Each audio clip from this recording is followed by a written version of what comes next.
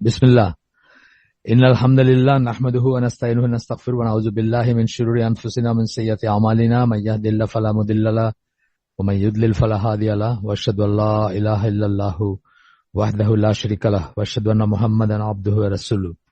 আম্মা বা'দ ফাইন্না খায়রাল হাদিসি কিতাবুল্লাহ ওয়া খায়রাল হাদী হাদী মুহাম্মাদিন সাল্লাল্লাহু আলাইহি ওয়াসাল্লাম ওয়া শাররাল উমুরি মুহদাসাতুহা ওয়া কুল্লু মুহদাসাতিন বিদআহ ওয়া কুল্লু বিদআতিন দালালাহ ওয়া কুল্লু দালালাতিন ফিন্নার। আসসালামু আলাইকুম ওয়া রাহমাতুল্লাহি ওয়া বারাকাতুহু। আমরা একটা বই ধরে পড়তেছি, আপনারা জানেন যারা পুরানো, নতুনদের জন্য বলতেছি।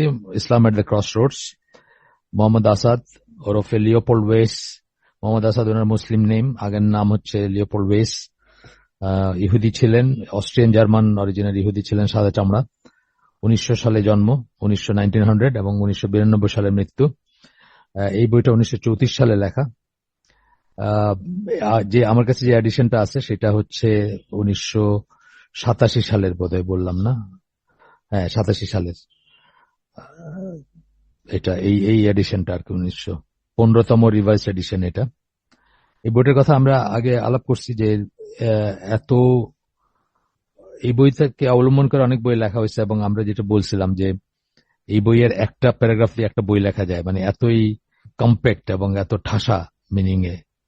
তো আমরা যে চ্যাপ্টারটাতে গতদিন ছিলাম, আজকে একটা নতুন চ্যাপ্টার ঢুকবো একটু পরে, কিন্তু যে চ্যাপ্টারটাতে ছিলাম সেই চ্যাপ্টারটার নাম ছিল ইসলামের খোলা রাস্তা, the open road of Islam. অর্থাৎ ইসলামের রাস্তাটা সবার জন্য খোলা।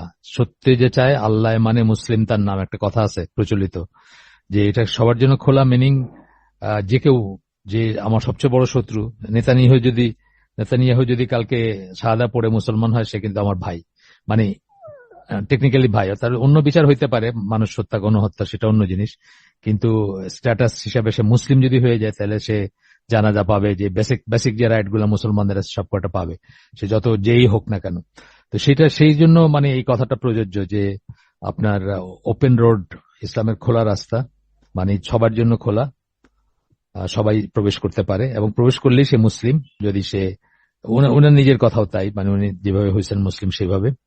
তো আমরা গতদিন যেখানে শেষ করছিলাম সেখানে একটু একটা উদ্ধৃতি ছিল, সেই উদ্ধৃতিটা আমি মানে বাংলাটা আমার নোট থেকে পড়ি নাই ওই দিন, আজকে পড়বো ইনশাল্লাহ। তো সেটা হচ্ছে আপনার ওইটা করে আমরা পরের ইস্যু চলে যাব। গতদিন এটা ঠিক পড়া হয় নাই। সেটা হচ্ছে মানে এখানে জানেন তো, মানে এইটাতে কিন্তু শুরু থেকেই ওয়েস্টার্ন ওয়ার্ল্ড, অন্যান্য এই চ্যাপ্টারটাতে, যে চ্যাপ্টারটার কথা নাম বললাম, ওয়েস্টার্ন ওয়ার্ল্ড বা অন্যান্য সভ্যতা যেগুলা বা অন্যান্য ধর্ম যেগুলা, সেগুলোর সাথে একটা কম্প্যারিজন করছেন উনি। তো খ্রিস্টানিটির সাথে, যেহেতু খ্রিস্টানিটি ডমিনেন্ট পৃথিবীর একটা রিলিজিয়ান, সেই জন্য খ্রিস্টানিটির সাথে, বা ডমিনেন্ট পাওয়ারের রিলিজিয়ান যদি বলি আমরা, অন্তত কেতাবি সেন্সে, সেই জন্য খ্রিস্টানিটির কথাটা বারবার আসবে। তো এখানে বলতেছিলেন যে এইটা আমরা লাস্ট যে উদ্ধৃতিটার বাংলাটা আমরা এমনি বলে গেছি, কিন্তু আমি নোট থেকে পড়তেছি। সেখানে বলতেছেন যে বাইবেলের নির্দেশনায় বলা হয়, বাইবেল বলতে গসপেলস, যেটা মানে নতুন নিয়ম যেটাকে আমরা বলি, ওল্ড টেস্টামেন্ট না, নতুন যেটা নিউ টেস্টামেন্ট যেটা, সেটার কথা বলতেছেন। বাইবেলের নির্দেশনায় বলা হয় সিজারের, অর্থাৎ সরকারের বা শাসনকর্তার যা প্রাপ্য তা তাকে দাও, আর ঈশ্বরের যা প্রাপ্য তা ঈশ্বরকে দাও। ইসলামের ধর্মতত্ত্বের কাঠামোয় এই ধরনের বক্তব্যের কোনো স্থান নাই, যেখানে প্রথমত সবকিছুই আল্লাহর বলে গণ্য করা হয়।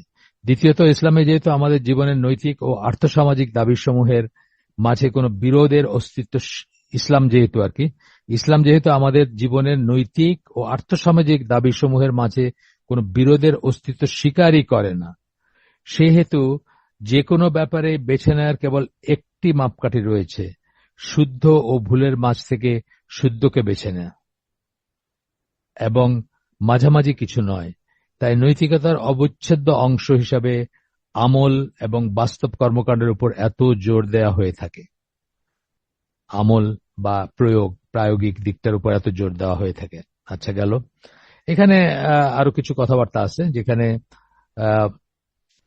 এই দৃষ্টিভঙ্গি যদি থাকে যে একজনের ব্যক্তিগত জীবনটা তার তার কিতাব অনুযায়ী পরিচালিত হবে, আর বাইরের যে সামাজিক অথবা রাষ্ট্রীয়, এটা আরেকভাবে হবে, আরেক কারো ফিলোসফি বা কারো থিওরি বা কারো ইজম দেয়া হবে, এটাকে ইসলামের দৃষ্টিকোণ থেকে স্কলাররা এটাকে আনুগত্যের শিরক বলবেন আর কি। আনুগত্যের শিরক মানে যে আনুগত্যটা আল্লাহর প্রাপ্য সেটা আপনি স্টেটকে দিচ্ছেন, সেটা আপনি গভর্নমেন্টকে দিচ্ছেন বা অন্য। ঠিক একটু আগে জাস্ট হালকাটা শুরু করার আগে আমি ভাইকে বলতেছিলাম যে ওই আহ, মানে আমেরিকার ওথের কথা বলতেছিলাম, যে আমেরিকান ওথটা কিন্তু একটা ব্ল্যাটেন্ট শিরক। যে উচ্চারণ করবে সে টেকনিক্যালি বুঝে যে করবে, সে আর মুসলিম থাকবে না, বিকজ এটা একটা রিভার্স শাহাদা আর কি। তো আমি সাবধান করতেছিলাম ওনাকে, আমি উনি যে করতেছেন আমি সেটা বলতেছিলাম, জাস্ট কশন হিসাবে বলতেছিলাম যে যেটা আর কি, যে মানে এই ব্যাপারটা যে আপনি ঘরে ঠিকই দিন ধর্ম পালন করতেছেন, ইভেন মসজিদেও যাচ্ছেন, রোজা রাখতেছেন, হজ করতেছেন, জাকাত দিতেছেন, কিন্তু আপনি মনে করলেন যে অন্য সাইডটা হলো মানে অন্য আনুগত্যটা একটা গভর্নমেন্টের বা একটা ইসের, সেখানে আপনার আর এই ব্যাপারে কোনো নাই, মানে সেটাকে আপনি এন্ডোর্স করলেন বা মনে করলেন যে গভর্নমেন্ট চলবে ডেমোক্রেসি দিয়ে, গভর্নমেন্ট চলবে সেকুলারিজম দিয়ে, গভর্নমেন্ট চলবে সোশ্যালিজম অথবা ক্যাপিটালিজম, যাই বলেন, যেটাই বলেন আর কি, সেগুলা দিয়ে। তখন কি হলো, এটা মানে নানা প্রকার শিরকের ভিতরে একটা আনুগত্যের শিরক হবে আপনার।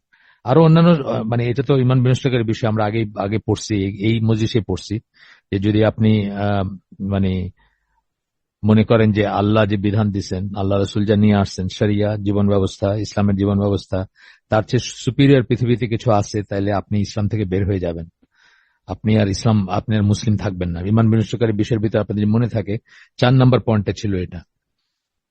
4 নম্বর পয়েন্টে ছিল এটা যে আল্লাহ রসুল যা নিয়ে আসছেন তার চেয়ে সুপিরিয়র যদি অথবা রিপ্লেসেবল, সেটাকে যদি রিপ্লেসেবল মনে করি, যে সেটা মানে সেটা না পালন করে বা সেটা জীবনযাপন সেই অনুযায়ী না করে অন্য আরেকটা যে কোনো জীবনযাপন আমরা করতে পারি এবং সেটা এটাকে রিপ্লেস করতে পারে, তাহলে আপনি ইসলাম থেকে বের হয়ে যাবেন। তো এটা খুব ইম্পর্টেন্ট বা খুব ভয়ঙ্কর একটা জিনিস বা খুব সিরিয়াস জিনিস, এটা আমরা যেন খুব খেয়াল করে শুনি এবং খেয়াল করে বুঝি যে কি বলতেছে আমরা।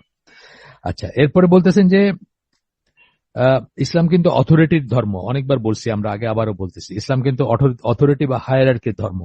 যে ধরেন আনুগত্যের ব্যাপারটা, যেমন ধরেন আহ,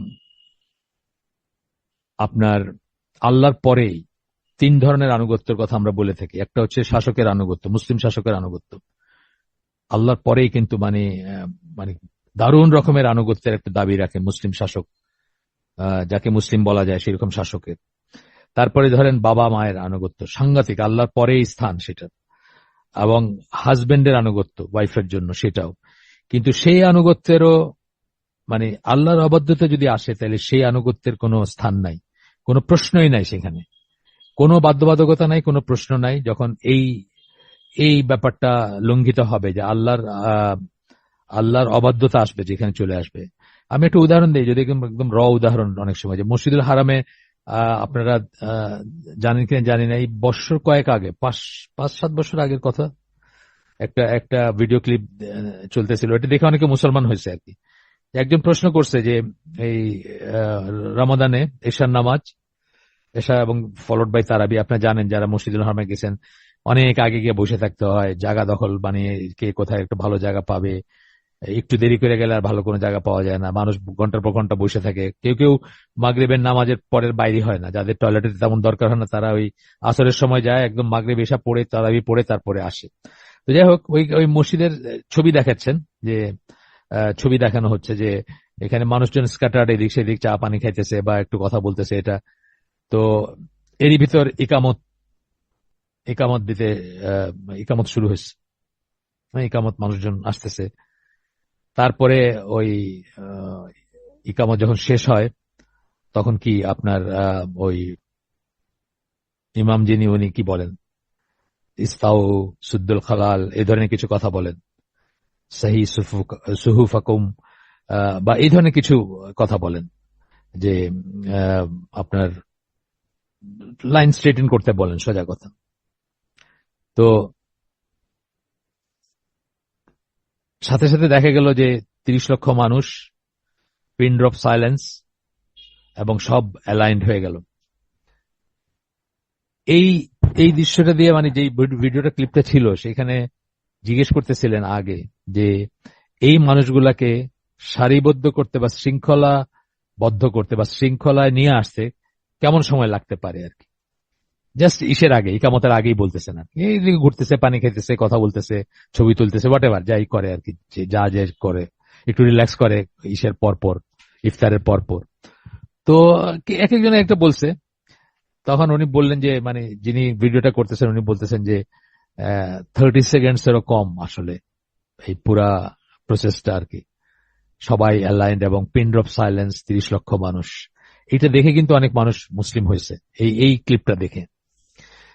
তো যাই হোক, এখানে কথা যেটা যে এইরকম আনুগত্য যে ইমামের, সেই মসজিদ, যে কোনো মসজিদে আমরা যখন নামাজ পড়ি সেই ইমাম আমাদের নিজস্ব সত্তাই থাকে না বলতে গেলে। মানে আল্লাহ আকবর বললে আমরা রুকুতে যাচ্ছি, সামি আল্লাহ লিমান হামিদা বললে আমরা রুকু থেকে দাঁড়াচ্ছি, আবার আল্লাহ আকবর বললে আমরা সেজদায় যাচ্ছি, মানে আমার কোনো সত্তাই নাই, ওই কমান্ডে আমি ই করতেছি। এটা ছোট কংগ্রিগেশন হোক বড় 30 লক্ষ মানুষের কংগ্রিগেশন, একই কথা একই ব্যাপার।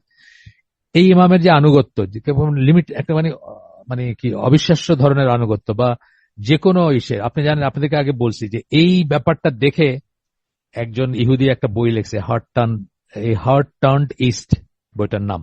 আপনাদের যদি কারো সময় সুযোগ থাকে পড়বেন ইনশাল্লাহ, খুব সুন্দর বই। অ্যাডাম লেবর ওনার নাম।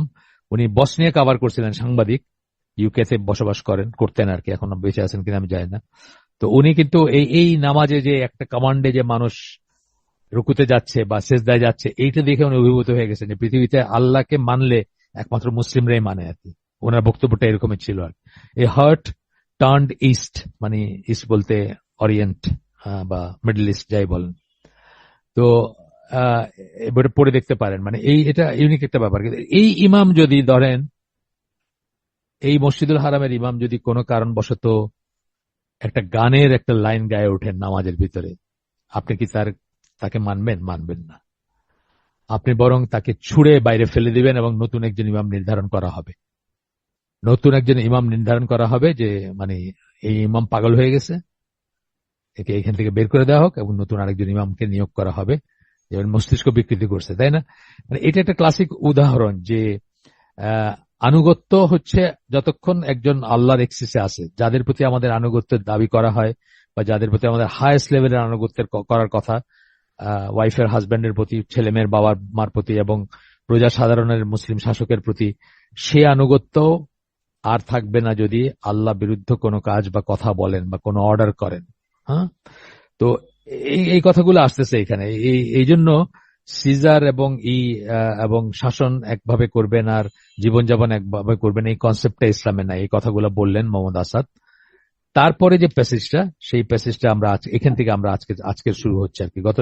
গতদিন ওই প্যাসেজটা আমরা পড়ছি, বাট এইভাবে ওয়েল ডিফাইন্ড ভাবে পড়ি নাই। আজকে তারপর থেকে আমরা পড়বো। এখানে বলতেছেন, নেক্সট প্যাসেজটা বলতেছেন, every individual Muslim has to regard himself as to some extent personally responsible for all happenings around him. এটা হয়তো আমরা আলোচনা করছি রাফলি, বাট মানে এখন ফর্মালি করতেছি আর কি, যে প্রত্যেকটা মানুষ, প্রত্যেকটা ইন্ডিভিজুয়াল মুসলিম তার চারিদিকে কি ঘটতেছে সেটার জন্য সে ইন্ডিভিজুয়াল হিসেবে সে রেসপন্সিবল, তার চারিদিকে কি ঘটতেছে। মিনিং, তার চারিদিকে পরিবেশ প্রতিবেশে যা ঘটতেছে সেটার ব্যাপারে সে একটা রেসপন্সিবিলিটি ফিল করবে। যদি অন্যায় কিছু ঘটে সে বাধা দেওয়ার চেষ্টা করবে, অথবা প্রতিবাদ করবে, অথবা মনে মনে ঘৃণা করবে ইত্যাদি। মানে সবকিছুতে তার সে আছে, সে মানে কি বলবো, মানে অবজেক্টের মতো, মানে looking at object from the view of an object, সেরকম হবে না সে। মানে একটা জড় বস্তু যেভাবে সবকিছু তার চারিপাশে হচ্ছে চেয়ে মানে দেখতেছে, মানে চোখ তো নাই তার, সেটা বলতেছি না, মানে সে তার ভিতরে এক্সিস্ট করে কিন্তু কোনো রিয়েকশন নাই তার ভিতরে, ভালো নাই খারাপও নাই, কোনো কিছু নাই। মুসলিম সেরকম হবে না। সে একটা ভালো কাজ দেখলে সে সেটাকে অ্যাপ্রিসিয়েট করবে, যুক্ত হওয়ার চেষ্টা করবে। একটা খারাপ কাজ দেখলে সেটাকে বাধা দিবে এবং সেটাকে বন্ধ করার চেষ্টা করবে। এই কথাগুলো বলতেছেন। and to strive for establishment of right and abolition of wrong, এবং যা শুদ্ধ, যা সত্য, সেটাকে প্রতিষ্ঠিত করার জন্য সে চেষ্টা করবে, এবং যা অশুদ্ধ সেটাকে নিশ্চিহ্ন করার চেষ্টা করবে সে। রং যেটা, abolition of wrong at every time and every direction, প্রতি ক্ষণে এবং প্রতি জায়গায় সে সেটা চেষ্টা করবে। এবং যদি করতে না পারে কখনো, তার ভিতরে কষ্ট হবে, সে অস্বস্তি বোধ করবে, সে হীনমন্যতায় ভুগবে। আমার নিজের হয়েছে, বা আপনাদেরও হয়তো হয় কখনো। এই যে যে সময়টা পার করে গেলাম আমরা গত 15-16 বছর, 14-15 বছর, অনেক কিছু আমরা ঘুরতে দেখছি, আমরা কিন্তু পারি নাই মানে সেটাকে রোধ করতে বা প্রতিবাদ করতেও পারি না অনেক সময়, না? গুম খুন ইত্যাদির কারণে বা অন্য আরো সব কারণে অনেকেই পারে নাই, আমরাও পারি নাই। বা তো সেই অবস্থাতে সে কি, সে সাফার করবে। তার কাছে মনে হবে যে সে সে তার সেটা তার মানে যা করার সেটা সে করতে পারলো না, যেটা তার করণীয় ছিল সেটা সে করতে পারলো না। A sanction for this attitude is found in Quranic verse. এবং এই যে অ্যাটিচিউডটা প্রতিটি মুসলিমেরই কম বেশি আছে, এটার জন্য সে কোরআনের একটা ভার্সের কথা বলতেছেন, যে আয়াতে এটার স্যাংশন পাওয়া যায়, সেটা সূরা আলে ইমরানের 110 নম্বর আয়াত, যেখানে বলতেছেন যে you are indeed the best community that has ever been brought forth for the good of mankind, you enjoy the doing of what is right and forbid the doing of what is wrong. Famous একটা আর কি কোরআনের একটা আয়াত, আপনারা জানেন হয়তো সবাই। এটা মানে প্রায়ই কোট করা হয়, যে কোনো কুনতুম খায়রা উম্মাতিন, এটা প্রায় কোট করা হয় জুমার খুতবায় অথবা আদারওয়াইজ যে কোনো দাওয়াতি কাজে বা ইসে। তো বলতেছেন যে আমাদের কথা আল্লাহ বলতেছেন, মুসলিমদের কথা আমরা বলতেছেন, আল্লাহ বলতেছেন, সরি, আমাদের কথা বলতেছেন আল্লাহ, মুসলিমদের কথা আল্লাহ বলতেছেন। এন্ড মানে প্রাথমিকভাবে এটা হচ্ছে সাহাবীদের কথা বলতেছেন, বাই এক্সটেনশন আমরা সবাই সেটাতে, যে best community that has ever been brought forth for the good of mankind, মানুষের কল্যাণের জন্য সামগ্রিকভাবে সমস্ত মানব কুল থেকে বেছে নেওয়া কমিউনিটি বা জাতি হচ্ছে আমরা। কেন কেন আমরা সেটা মানে কেন আমরা আহ, মানে ওই ওই পজিশনটা কেন আমাদের, মানে কেন আমরা সবচেয়ে বেস্ট কমিউনিটি, সেটা আসতেছে পরবর্তী কথাতে, যে আমরা সৎ কাজে আদেশ করি এবং মন্দ কাজে নিষেধ করি। যদিও সৎ কাজে আদেশ এবং মন্দ কাজে নিষেধ বলতে প্রাইমারিলি প্রথম সৎ কাজ হচ্ছে কাউকে তৌহিদের দিকে ডাকা বা তৌহিদের আদেশ করা, প্রথম অসৎ কাজে নিষেধ হচ্ছে কাউকে শিরক থেকে বা কুফর থেকে বারণ করা। কিন্তু তা সত্ত্বেও বাই এক্সটেনশন এটা হচ্ছে যে মানে যত রকমের সৎ কাজ আছে তার আদেশ বা তার পরামর্শ দেওয়া, এবং যত রকমের অসৎ কাজ আছে তা নিষেধ করা বা সেটি থেকে বারণ করা।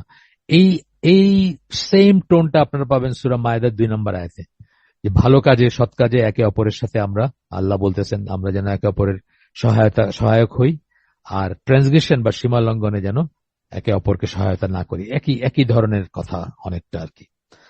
আচ্ছা, এরপরে বলতেছেন যে এইটার জন্য এই যে দায়িত্বটা দেওয়া হয়েছে বা এই যে কথাটা বলা হয়েছে, যে এই যে বৈশিষ্ট্যটা বলা হয়েছে বা এটাকে যে আল্লাহ অ্যাপ্রিসিয়েট করছেন, এইটাই কিন্তু ইসলামের মানে রিয়েল যারা মানে এক্সেপশন আছে হয়তো কোনো ক্ষমতা লোভী সম্পদ লোভী মুসলিম বা ডাকাইতো তো আছে, মুসলিমদের ভিতরে ডাকাইতো ছিল না কেউ, মানে 2-4 জন ডাকাইতো থাকতে পারে কখনো হিস্ট্রিতে কোথাও, তস্কর যেটাকে আমরা বলি, সেটা তো না, বাট নর্ম আমি বলতেছি মুসলমানদের যে এই বোধটার জন্যই কিন্তু মুসলমানরা বা মুসলিমরা সোকল্ড এক্সপানশন যেটাকে বলে, ওরা যেটাকে এক্সপানশন বলে ওয়েস্টার্নাররা, যে রাজ্য সম্প্রসারণ করা বা রাজ্য বাড়ানো বা বাড়ানো, সেটার কিন্তু মূল ইম্পেটাস ছিল এইটা, যে সৎ কাজে আদেশ বন্ধ কাজে নিষেধ। ওরা শিরকের উপর আছে, ওরা কুফরের উপর আছে, ওরা মুশরিক।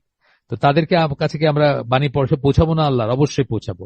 তাদেরকে তাওহীদের দিকে ডাকবো, তাদেরকে বারণ করবো যে তোমরা শিরক ছেড়ে দাও, জোর করে কনভার্ট করবো না, সেটা অন্য জিনিস, সেটা আসবে পরে। তো বলতেছেন this is the moral justification of the aggressive activism of Islam. Aggressive activism মানে দেখবেন যে ওই কত ভিডিও আপনি দেখবেন না, যে আমেরিকার রাস্তায় হয়তো তাকে অপমানই করতেছে অথবা তাকে নিয়ে হাসি ঠাট্টা করতেছে, তবুও সে দাওয়াত দিয়ে চলেছে। আমেরিকাতে ইউকেতে দেখবেন যে হাইড পার্কে বা নানা জায়গায় আছে, দেখবেন যে দাঁড়ায় তাকায় দেখতেছে না তার দিকে, পাশ কাটায় যাইতেছে, তারপরে চেষ্টা করতেছে, বা এই ব্যাপারগুলো যে আসে। তো এই অ্যাক্টিভিজম, এই justification of the early Islamic conquest and of its so-called expansionism, so-called বলে এটা ইনভার্টেড কমান্ড ভিতর দিচ্ছেন, কারণ এক্সপানশনিজম বলতে যেটা বোঝায়, যেটা কলোনিয়াল কনকোয়েস্ট যেটা ইসলামেরটা, সেটা ছিল না কিন্তু। ইসলাম কলোনি বানানোর জন্য কোনো জায়গাকে দখল করে নাই বা কোনো জায়গায় কনকোয়েস্ট করে নাই। ইসলাম এই এই বা মুসলিমরা এই যে চালিকা শক্তি, যে সৎ কাজে আদেশ মন্দ কাজে নিষেধ, তারা অন্যদেরকে সৎ কাজে আদেশ করে মন্দ কাজে নিষেধ করবে, অথবা আহ, তাদেরকে বলবে যে আল্লাহর জমিনে আল্লাহর কথা সুপ্রিম হবে, বা তৌহিদের বাণীটা শোনাবে বা মানে বোঝাবে, বা আহ, খবরটা দিবে, এই ইত্যাদি থেকে আর কি। তারপরে বলতেছেন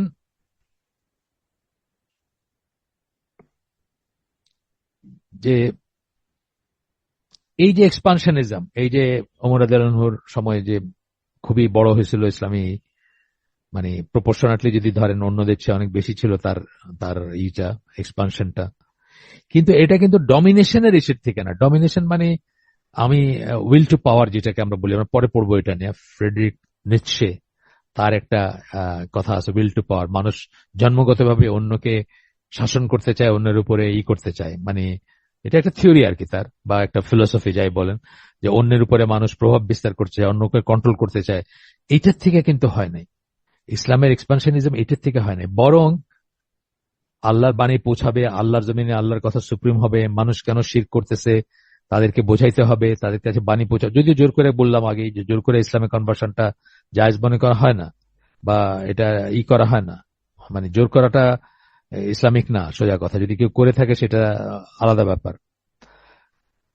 it had nothing to do with the economic and national, আচ্ছা যেটা বলতেছে যে ইকোনমিক এবং আহ, মানে গ্রিড, যেটাকে বলি greed to increase Muslim comforts at other people's cost, এইটা দিয়ে মোটিভেটেড ছিল না, এইটা চালিকা শক্তি ছিল না।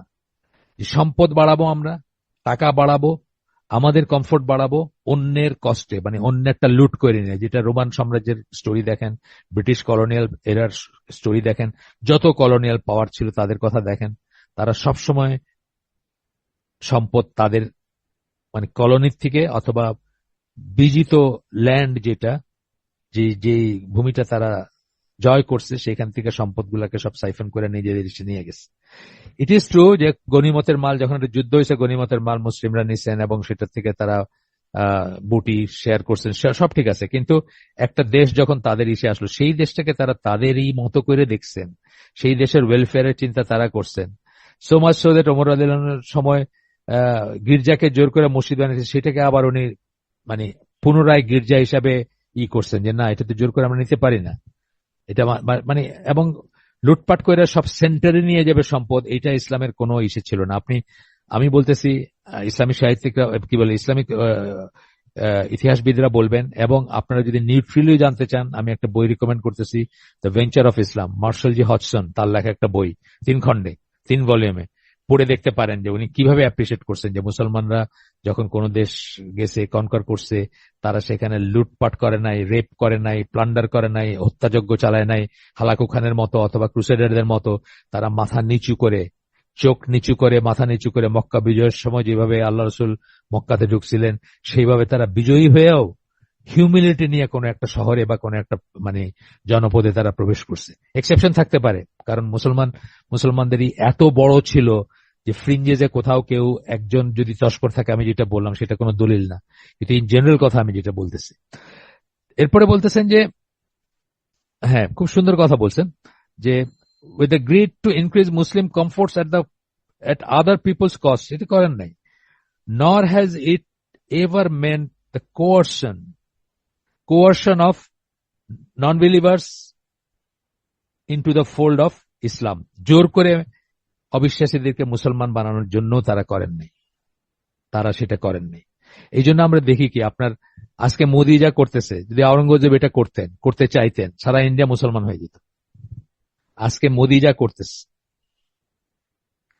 এর যদি মানে 1/10 আওরঙ্গজেব করতে চাইতেন বা করতেন, সারা সারা ইন্ডিয়া মুসলমান হয়ে যেত। কিন্তু আমরা কি দেখি, ইন্ডিয়াতে মুসলমানদের ব্যাপারে কি দেখি, মানে হিন্দুদের ব্যাপারে কি দেখি, বা যে কোনো যারা অন্য বিধর্মী ছিল তাদের ব্যাপারে কি দেখি, তারা তাদের নিজেদের ধর্ম নিজেদের মতো করে পালন করছে, কোনো সমস্যাই ছিল না, তারা তাদের মতো করে তাদের ধর্ম পালন করছে। এরপরে বলতেছেন যে কেন তাহলে তারা করছেন? কেন তারা কনকার গুলা করছেন বা মানে কনকোয়েস্ট গুলা করছেন? কেন তারা এক্সপানশন করছেন? তারা চাইছেন কি the construction of a worldly framework for the best possible spiritual development of man. এমন একটা ফ্রেমওয়ার্ক, এমন একটা সমাজ, এমন একটা পরিবেশ, এমন একটা মানচিত্র তারা চাইছেন যেটা বেস্ট পসিবল স্পিরিচুয়াল ডেভেলপমেন্ট হবে, মানুষ আত্মিকভাবে শুদ্ধ হবে, বা সিভিলাইজেশন অফ ফেথ আমরা যেটাকে বলি, একটা একটা সভ্যতা হবে যেটা ফেথ বেসড সভ্যতা হবে। ওই যে হার্ট টার্ন ইস্ট বইতে যে থেকে চমৎকৃত হয়েছেন সেই ইহুদি, সেরকম একটা জিনিস হবে যে যারা আল্লাহর জন্য সেই মানে মানে বাদশাহ হোক, সে চাকর হোক, সে সিপাহী হোক, সে হাঁটুতে মানে নীল ডাউন করতেছে এবং সেজদায় যাচ্ছে সে আল্লাহর জন্য, সবাই একই সমতলে। আপনাদেরকে একটা বইয়ের কথা বলছি, পলিটিক্যাল ল্যাঙ্গুয়েজ অফ ইসলাম, আগে বলছি এই হালাকায়, বার্নার্ড লুইসের বই। ওখানে পড়ে দেখেন ইসলামে কিন্তু ওই ইসলামের ইতিহাস মানে লিটারেচারে পলিটিক্যাল ল্যাঙ্গুয়েজ অফ ইসলাম যেহেতু বলতেছি, মানে পলিটিক্সে যেসব ল্যাঙ্গুয়েজ ইউজ করা হয়, অন্যান্য ধর্মে বলা হয় যে ধরেন কেউ শাসকের খুব কাছের, বলবো যে he is very close to the top, বলবে। ধরেন কাউকে ডিসক্রাইব করতেছেন যে অমুক মানুষটা এই মানে রাষ্ট্রযন্ত্রের খুব কাছের বা শাসকের খুব কাছের মানুষ, তো বলবে যে he is close to the top, বা মানে টপ মোস্ট অর্ডার বা একটা কিছু বলবে। ইসলামে কিন্তু বলবে he is close to the centre. তার কারণ ইসলাম সবাইকে একই সমতলে দেখে। ইসলামের খলিফা তার চাকরের সাথে পাশাপাশি দাঁড়ায় নামাজ পড়ে।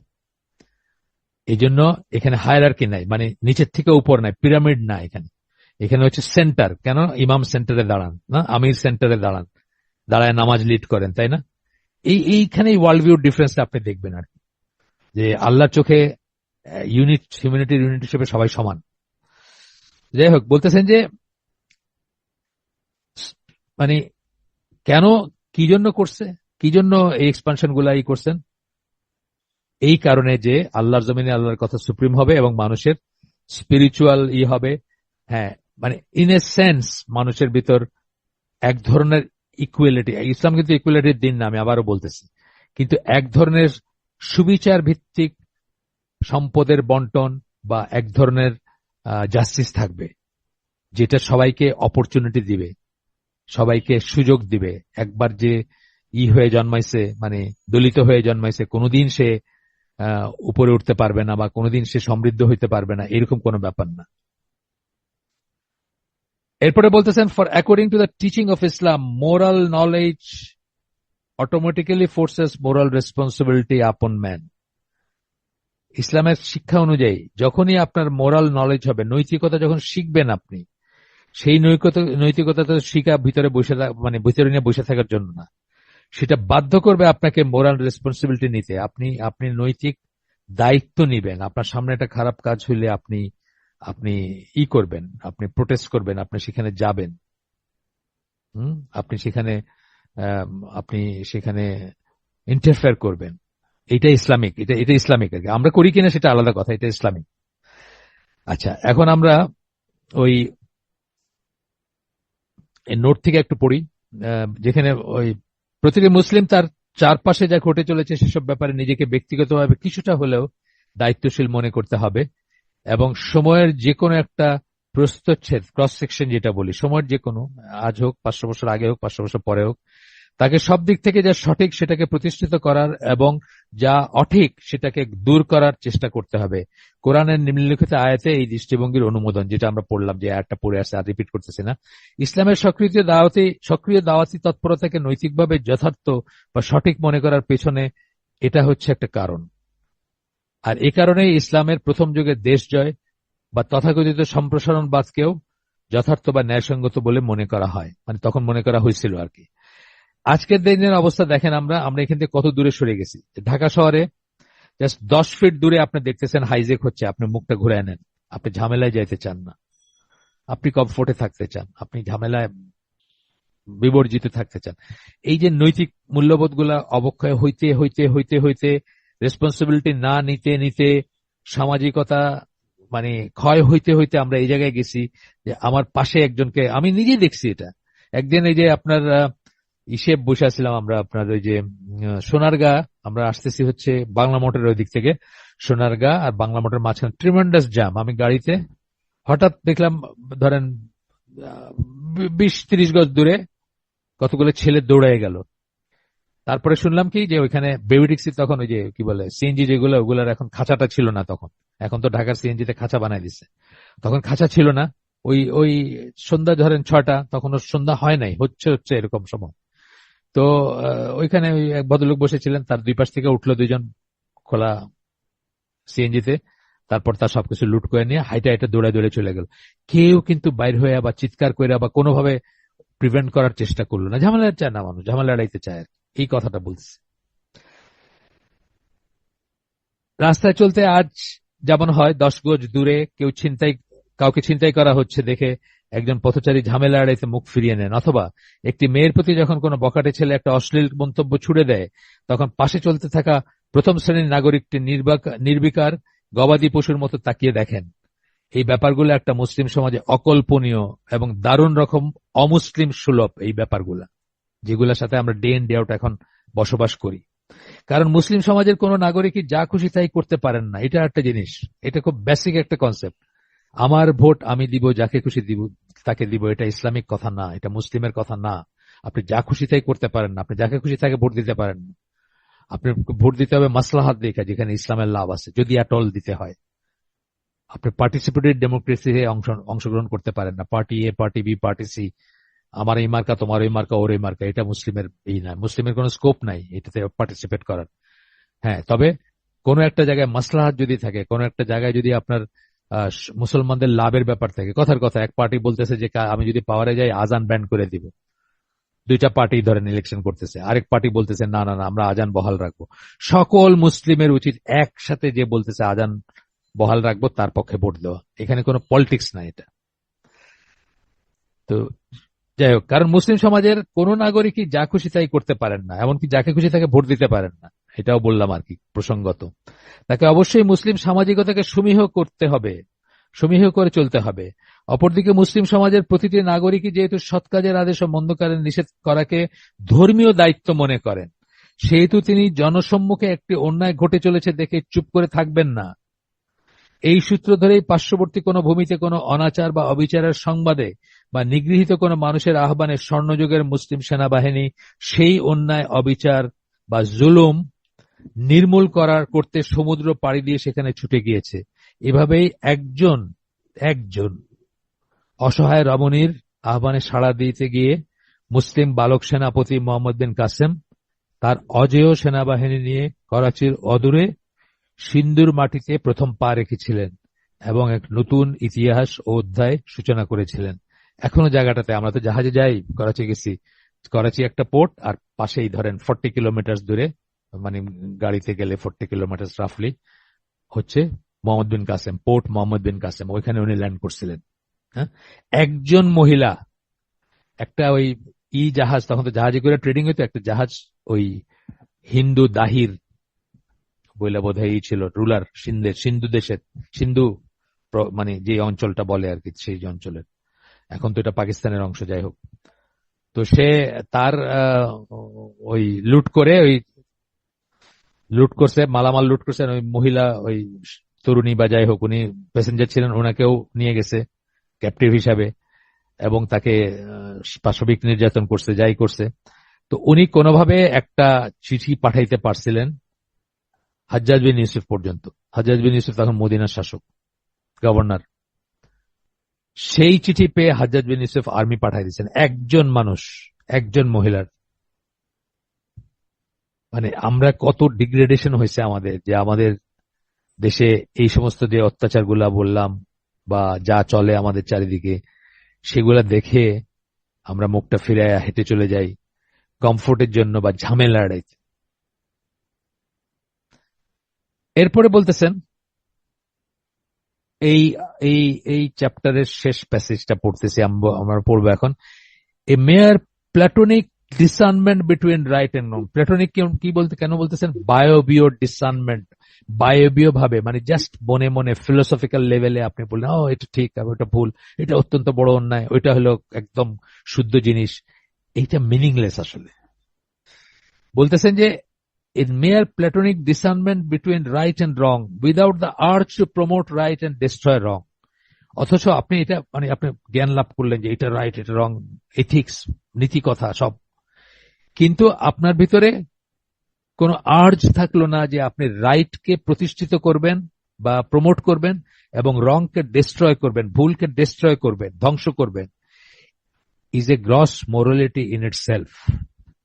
এটা নিজেই একটা বড় ধরনের ইমোরালিটি, মাফ করবেন, immorality is a gross immorality in it self. এটা নিজেই একটা অনৈতিকতা। আপনি ভালো কি আর মন্দ কি থিওরিটিক্যাল লেভেলে যায় না বসে থাকলেন, ভালোকে প্রমোট করার চেষ্টা করলেন না আর খারাপকে নির্মূল করার চেষ্টা করলেন না। তো বলতেছেন এটা ইটসেলফ একটা একটা মানে গ্রস ইমোরালিটি। গ্রস মানে বড় অনৈতিকতা, বড় লেভেলের অনৈতিকতা। For morality lives and dies with the human endeavor to establish its victory upon earth. নৈতিকতা বাঁচবে এবং মরবে, মানে নাই হয়ে যাবে। নৈতিকতা বাঁচবে এবং নাই হয়ে যাবে with the human endeavor to establish its victory upon earth. Depend করে কিসের উপরে? আপনি চেষ্টা করলেন কিনা নৈতিকতার বিজয় হবে পৃথিবীতে বা পৃথিবীর উপরে বা পৃথিবী পৃষ্ঠে বা আপনার দেশে বা আপনার সমাজে বা আপনার পরিবারে। ইভেন অনেক বড় একটা কথা বলছেন। এই প্যাসেজটা নিয়ে আপনারা বই লিখতে পারবেন। জাস্ট এখন যেটুকু বললাম 2 লাইন, আপনি চাইলে একটা বই লিখতে পারবেন যাদের লেখার হাত আছে।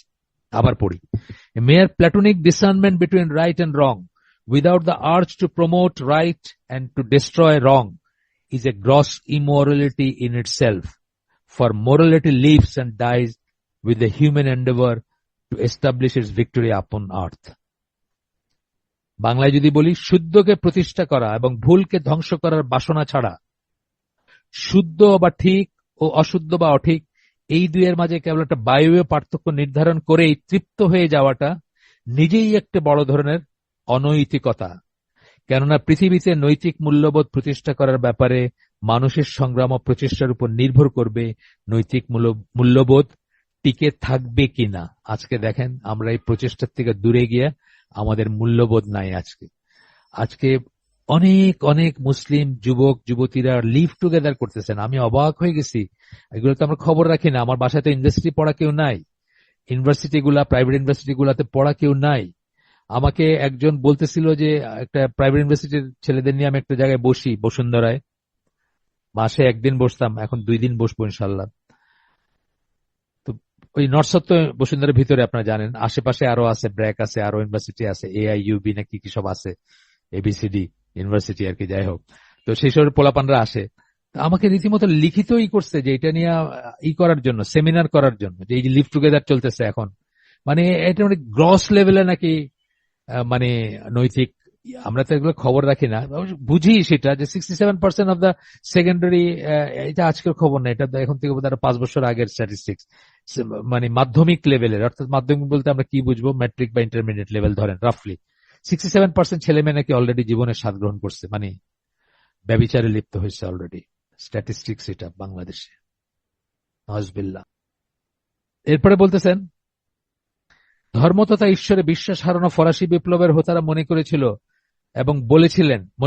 এবং বলেছিলেন যে মানুষ যখন তাদের সংজ্ঞায়িত আধুনিকতার আলোকে আলোকিত হবে তখন পৃথিবীতে এমনি এমনি কল্যাণ প্রতিষ্ঠিত হবে, অনেকটা goodness for the sake of goodness হবে ব্যাপারটা।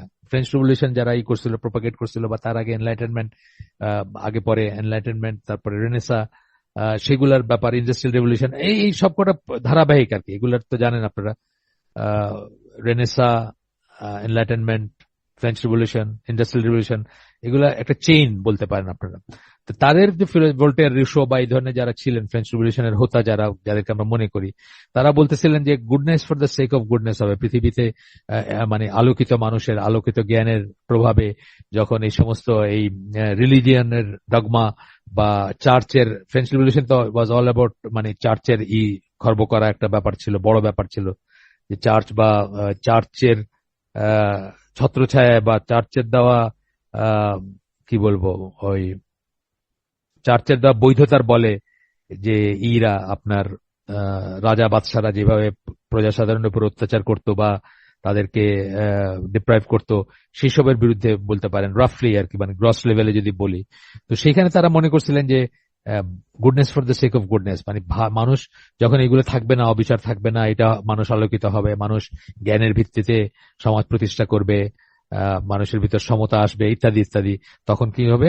Goodness for the sake of goodness, মানুষ ভালোর জন্যই ভালো হবে, অনেকটা ব্যাপারটাই, মানে অটোমেটিক্যালি মানুষ ভালো হবে, এরকম একটা ব্যাপার ছিল। কিন্তু আজ প্রায় 500 বছর পরেও তেমনটি ঘটেনি। কেন? 500 বছর পরেও ঘটে নাই তো। হয়েছে নাকি? ইউরোপে কি হয়েছে ভালোর জন্য ভালো হয়েছে? মানে সারা দুনিয়া কি হয়েছে নাকি ভালোর জন্য ভালো? বা মানুষ এমনি এমনি ভালো হয়েছে? মানুষ তো মানে চাঁদ চাঁদ তো গেছেই, মানে আপনার মানে কত মানে আহ, মানে সূর্য, আরো দূরের দূরের নক্ষত্র, সেগুলা নিয়ে গবেষণা করার জন্য মানুষ যন্ত্রযান পাঠাচ্ছে। মানুষ হয়তো যায় না এখন পর্যন্ত, কিন্তু কি মানুষের মোরালিটি বা মানুষ ভালোর জন্য ভালো হয়েছে? মানুষ এখনো সবচেয়ে খারাপ কাজগুলো, অনেক বেশি মাত্রার খারাপ কাজ করে, যেগুলো আগে কোনোদিন করে নাই মানুষ, যেগুলো আগে কোনোদিন করে নাই সে ধরনের খারাপ কাজ করে। রাষ্ট্রীয় পর্যায়ে পেডোফিলিয়া কে ঠিক মনে করে ডেনমার্কে, রাষ্ট্রীয় পর্যায়ে। বাংলাদেশ থেকে যে শিশু পাচার হয়, এগুলো নিয়ে সব পর্নোগ্রাফি বানায় ডেনমার্কে, সুইডেনে, নরওয়েতে। মানে এইসব মানে মানুষ কোন লেভেলে গেছে এটা একটু কল্পনাও করা যায় না এখন। মানে ন্যাচারালি যখন এগুলা বিকৃতি যখন মাল্টিপ্লাই করতে থাকে, তখন আগের বিকৃতি ছাড়া কোনো কাজে লাগে না, আরো বিকৃত আরো বিকৃত আরো বিকৃত হতে চায় মানুষ। মানুষ এমনি এমনি তার লোভ, লালসা, কাম, ক্রোধ বা স্বার্থপরতা ত্যাগ করে না, এমনি এমনি করে না। আমরা এমনি জানি, মানে আমি আমি এখানে উদাহরণ, এই কথাগুলো আমার আর কি, এগুলো আসলে ওনার কথাকে এক্সপ্লেন করতে গিয়ে আমি লিখছিলাম যে আমরা সবাই জানি যে সকালে ঘুম থেকে উঠে হাঁটা খুব ভালো, কিন্তু কয়জন হাঁটে? কয়জন হাঁটে? মানে আপনি যদি সমাজে চিন্তা করেন বা হিসাব করেন, সকালের বায়ু সেবন করা খুব ভালো, মনে মানে কথাগুলো প্রচলিত কথা বলতেছে, হাঁটা ভালো, তারপরে শিশিরে হাঁটা ভালো, বা আরো ইত্যাদি, আর অনেক কিছু আছে, অনেক থিওরি আছে। কয়জন করে সেটা? মিলিটারি একাডেমিতে কয়জন করে? 100% করে। মিলিটারি একাডেমি, মেরিন একাডেমি বা এই ধরনের প্যারামিলিটারি আরো যেসব ইনস্টিটিউশন আছে, হ্যাঁ, স্ট্রিট ডিসিপ্লিনে যারা 100% সকালে উঠবে, 100% পিটি করবে, 100% এক্সারসাইজ করবে। কেন? কারণ ওইটা তাদের উপর ইম্পোজড, তাদের উপর ইম্পোজড। কেন? তারা মানে যে কারণেই হোক, যে অথরিটি ইম্পোজ করছে তাদেরকে তারা অথরিটি মানে, ভয় করে বা মেনে চলে। একই কথা মানুষের ব্যাপারে। মানুষ যখন তার সৃষ্টিকর্তার দেয়া বিধান, সৃষ্টিকর্তাকে ভয় করবে, তাকে স্বীকার করবে, তাকে বিশ্বাস করবে এবং তার দেওয়া বিধান, order, do's and don'ts follow করবে, তখন সে ভালোটা করবে এবং খারাপটা ত্যাগ করবে। এমনি এমনি মানুষ ভালো হয়ে যায় না, মানুষ এমনি এমনি ভালো হয় না। এবং এটা আল্লাহ, আমাদের সৃষ্টিকর্তা, তিনি সবচেয়ে ভালো জানেন, সেই জন্য তিনি বিধানগুলা দিচ্ছেন, তিনি ছেড়ে দেন নাই। ছেড়ে দিলাম সবাই চড়ে ফিরে খাও, এমনি মানুষ মানুষের ভালোটা ই করবে, মানুষ ভালোটা ই করবে তা না। শুধু একজন না, লক্ষাধিক নবী পয়গম্বর পাঠাইছেন, কিতাব পাঠাইছেন, আহ, বারবার পাঠাইছেন, রিনিউ করছেন। তার কারণ হচ্ছে মানুষ এমনি এমনি ভালো হবে না।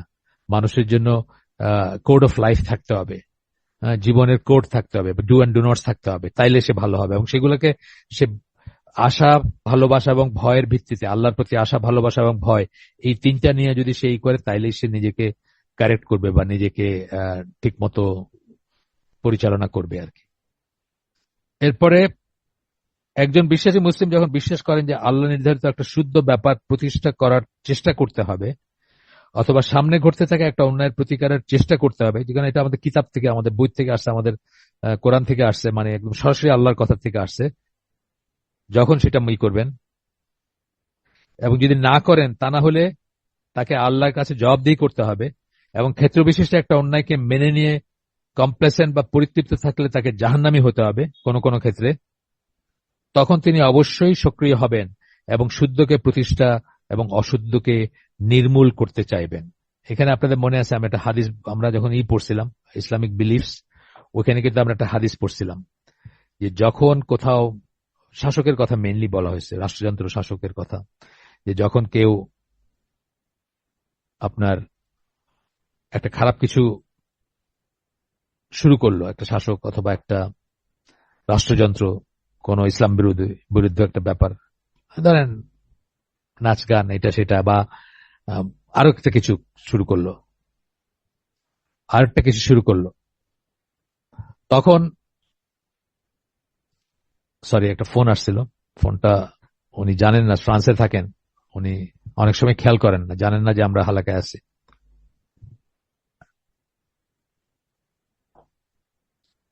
কেটে দিছে। তো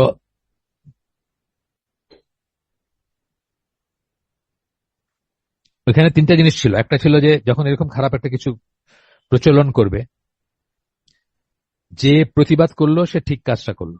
ধরেন আমাদের গভর্নমেন্ট চেষ্টা করছিল যে ছেলে মেয়ের ইসলামী যে মিরাসের যে বন্টনের যে বিধান আছে ওইটাকে চেঞ্জ করে প্রপোজিশন পর্যায়ে, বা অনেকে চেষ্টা করছিল, অথবা আজান আজান নিয়ে কথা বলছিল তাসমিমা হোসেন, আপনার ইসের এই যে ইত্তেফাকের মালিকের বউ, আজানটা নাকি মানে বিরক্তিকর খুব এবং খুব ডিস্টার্বিং আর কি।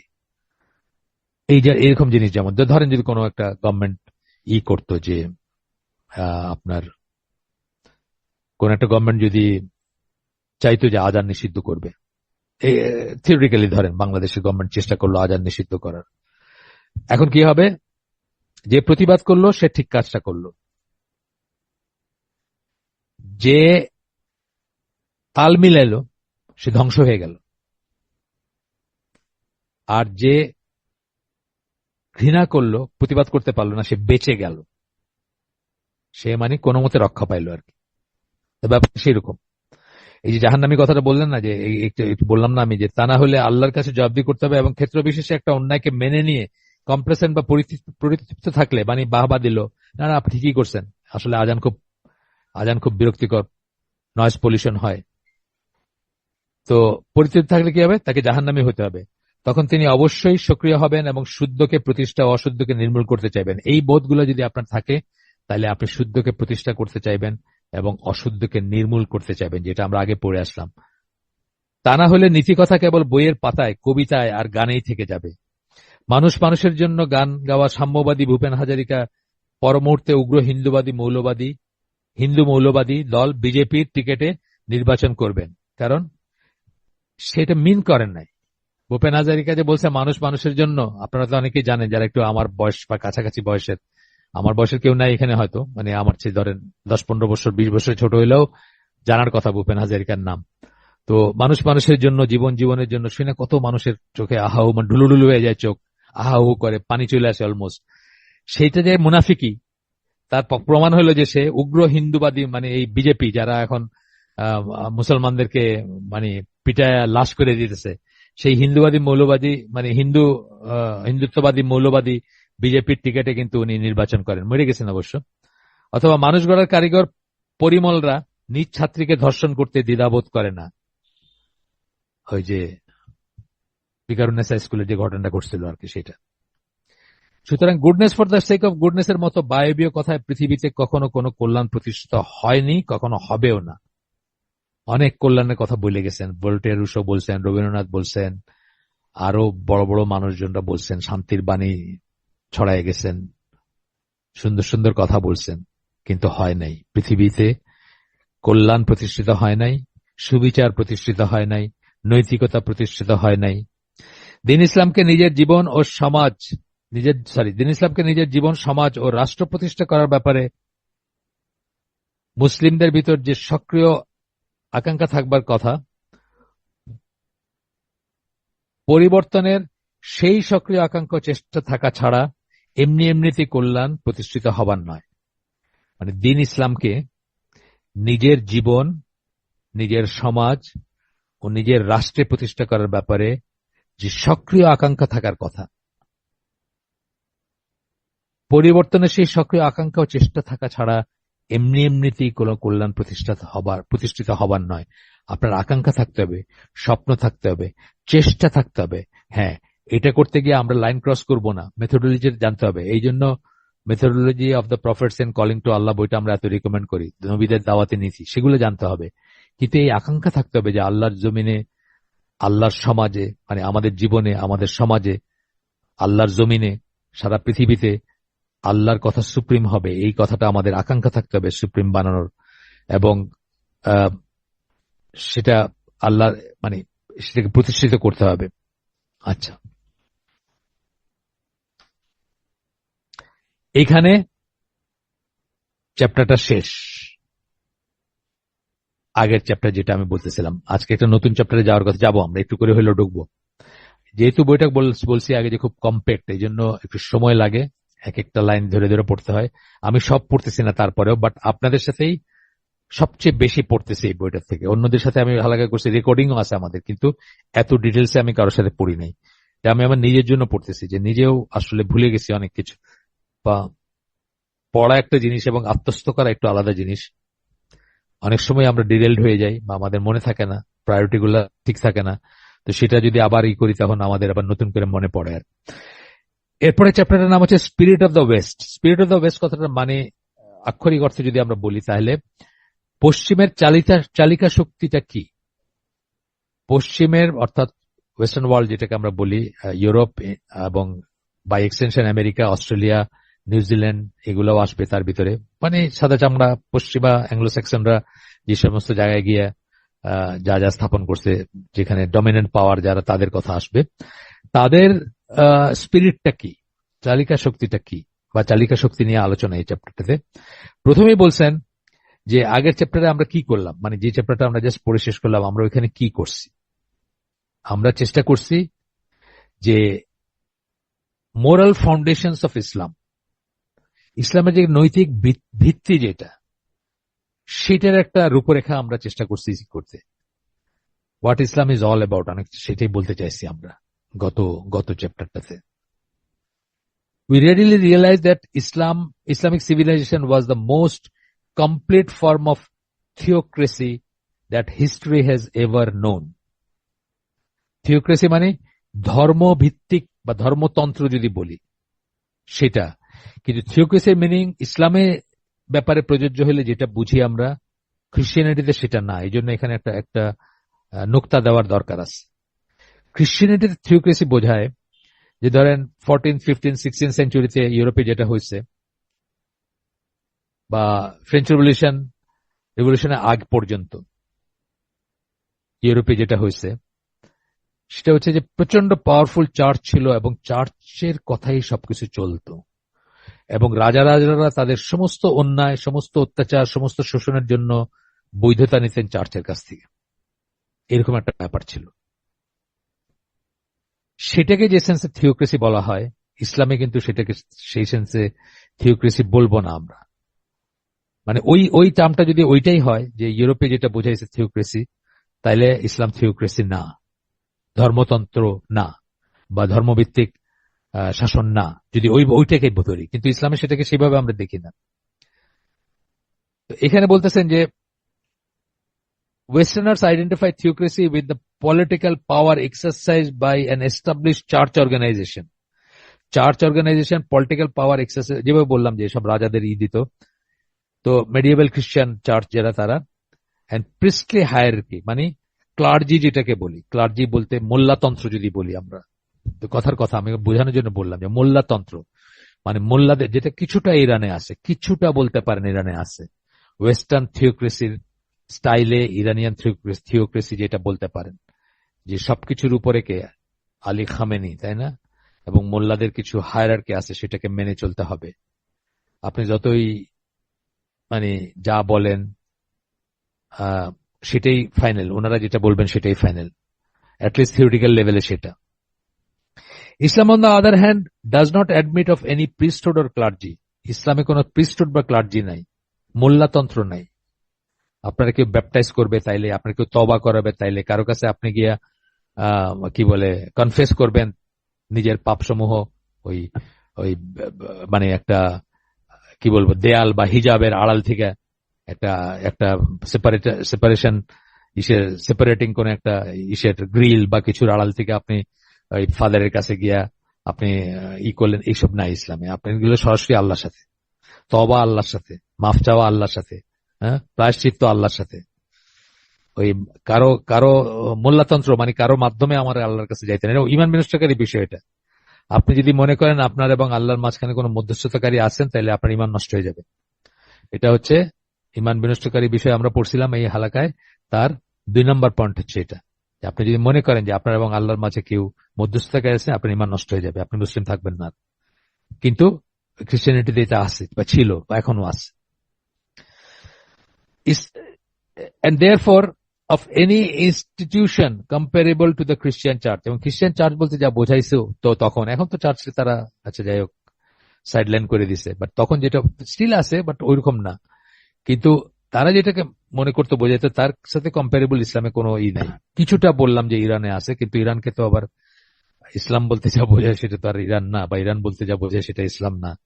সেটা আরেকটা ব্যাপার, সেটা কোনো একদিন আমরা আলোচনা করব। মেইন স্ট্রিম বড় বড় স্কলার যারা আছেন, সৌদি স্কলার সহ, নসরুদ্দিন আলবানী সহ, তারা কিন্তু এইসব রাফিদি শিয়া যারা 12 শিয়া যারা ইরানকে রুল করে, তাদেরকে টেকনিক্যালি মুসলমান মনে করেন না। তার পিছনে অনেক লজিক আছে বা রিজন আছে যে কেন করেন না। এটা আমাদের আজকের আলোচনার বিষয় না, অন্য কোন একদিন আমরা বলবো। তারপরে বলতেছেন, consequently when a Muslim speak of theocracy, we think of nothing more or less than of a socio-political structure in which all legislation is ultimately based on what we consider a divine law, that is Sharia. আমরা যখন theocracy কথাটা বলি, যদি কখনো বলি আমরা, তাহলে আমরা বুঝি কি যে শরিয়া দ্বারা আপনার শাসিত হবে মুসলিমরা, এই কথাটাই আমরা বুঝি। কোন মানুষ, কোন মোল্লাতন্ত্রের কথা আমরা বলি না, শরিয়া দ্বারা বলি আমরা। এবং সেই সেন্সে যদি আপনি থিওক্রেসি বলেন, তাহলে ইসলাম থিওক্রেসি, যদি এইটুকুর ভিতর বলেন। কিন্তু ইউরোপের ব্যাকগ্রাউন্ডে বা ইউরোপের পটভূমিতে যদি আপনি থিওক্রেসি বলেন, তাহলে কিন্তু এটা অন্য জিনিস মিন করবে, যেটা অ্যাকচুয়ালি আমরা না, বা আমাদের এটা থিওক্রেসি না, সেই সেন্সে আর কি এই কথাটা বললেন। এরপরে বলতেছেন,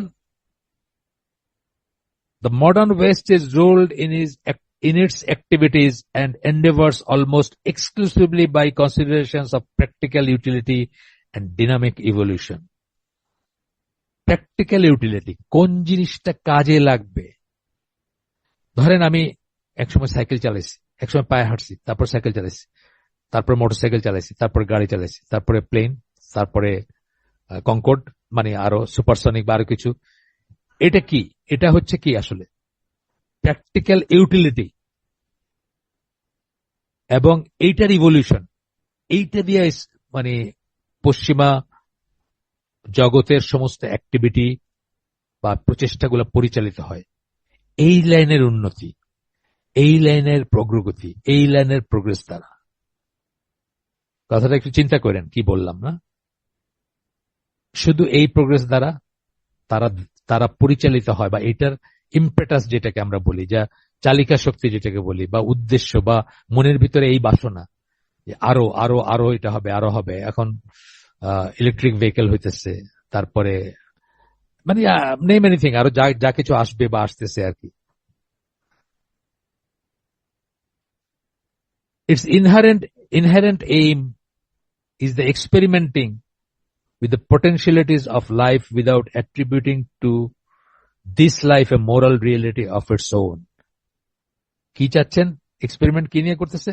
জীবনের সম্ভাবনাগুলো নিয়ে এক্সপেরিমেন্ট চলতেছে, কিন্তু যে মোরাল রিয়েলিটি, যেটা নৈতিকতার, সেটার ভিতরে কত কত রকমের আছে, মানে সেটা attributing to this life a moral reality of its own, কোন মোরাল রিয়েলিটিকে স্বীকারই করে না। তার নৈতিকতার কোন একটা যে বাস্তবতা আছে নৈতিকতার, মানে ডু অ্যান্ড ডু নটস, এটা করণীয়, এটা বর্জনীয়, এই ধরনের কোন জিনিসের ধার ধারে না।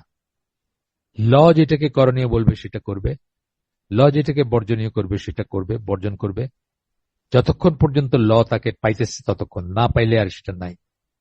দুইটা উদাহরণ আমি দিয়ে থাকি, ওই দুইটা উদাহরণ দিয়ে আজকে শেষ করে দিব, আমাদের তো সময় শেষ। সাধারণত আমি দুইটা উদাহরণ দিই এই ব্যাপারে।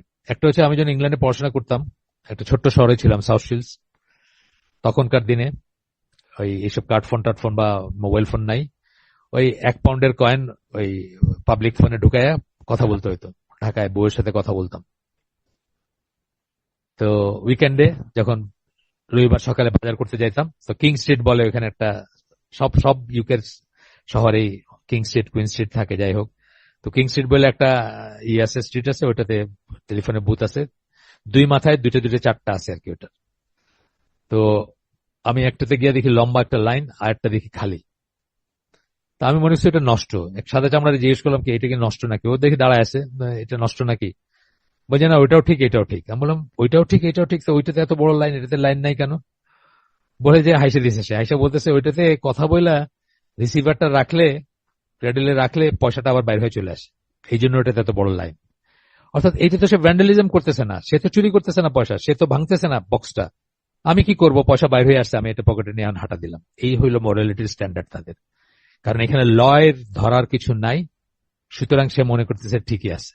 আপনি একটা এই দেখেন তো একদিন, যারা আমেরিকা কানাডায় থাকেন তারা দেখেন তো, একটা ইউনিভার্সিটির টিচার প্রফেসর ধরেন, তার সামনে একটা কোয়ার্টার পড়ে আসছে, সে ওটা উঠায় পকেটে নিয়ে নিবে। এটা এমনি পাইছে, আমি এটা আমার কোন দোষ নাই, আমি তো চুরি করতেছি না, এমনি পাইছে। কিন্তু একজন মুসলমান যদি ওইখানে থাকতো, ডেজার্টের ভিতরে সৌদি আরবিয়াতে একটা ফোনের বুথ আছে, আর একজন প্র্যাকটিসিং মুসলমান, মানে বিশ্বাসী মুসলমান, যে সে যদি ওইখানে ফোন করতো এবং দেখতো যে পয়সা বাইরে হইতেছে, সে হয়তো আরেকটা কয়েন ঢুকায় আরেকবার ফোন করে ফোন অথরিটির বলতো যে তোমাদের এই বাক্সটা কাজ করতেছে না, এটা তাড়াতাড়ি ঠিক করো। সৌদি আরবে এরকম গল্প শুনছি যে গাড়িতে গাড়ি লাগাই দিছে, ওই যে মলে যে পার্কিং ইস থাকে, গাড়ি লাগায় ঘষা মাইরে দাগ ফালাই দিছে এক লোক। এখন সে তো আর অপেক্ষা করতে পারবে না, কার গাড়ি সে আসবে, কখন আইসা সে ক্লেম করবে, দরজা মানে আইসা কখন ই করবে। সে এখানে একটা লাগাই দিছে, কাগজ স্টিকার লাগাই দিছে যে ভাই আপনার গাড়িতে আমি ঘষা মারছি, এটা হলো আমার নাম্বার, এটা হলো আমার ওয়ার্কশপের নাম্বার, আপনি এখানে গাড়িটা ঠিক করায় নিবেন, মানে রং টং ডেন্টিং পেন্টিং করায় নিবেন, সমস্ত পয়সা আমি বহন করব। এটা হলো মুসলমানদের মডেলিটি। আর কাফেরের মোরালিটি হলো যতক্ষণ ল তাকে ধরবে ততক্ষণ তার মোরালিটি। আরেকটা বলি শেষ করে দিচ্ছি, এটা একটা গল্প। সেটা হলো সিঙ্গাপুরে যারা থাকেন, এখানে একজন বোন আছেন, উনি সিঙ্গাপুরে থাকেন।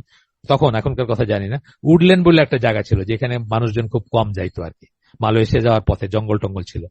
তো ইয়াং পোলাপান করতে গিয়ে ওইখানে গিয়া ওই সিঙ্গাপুরের ট্র্যাশ ফালাইলে তো বিরাট ফাইন, মানে কোথাও যদি আপনি সিগারেটের বাট ফালান, একটা কোকের বোতল ফালান বা কিছু ফালান, বিশাল ফাইন না?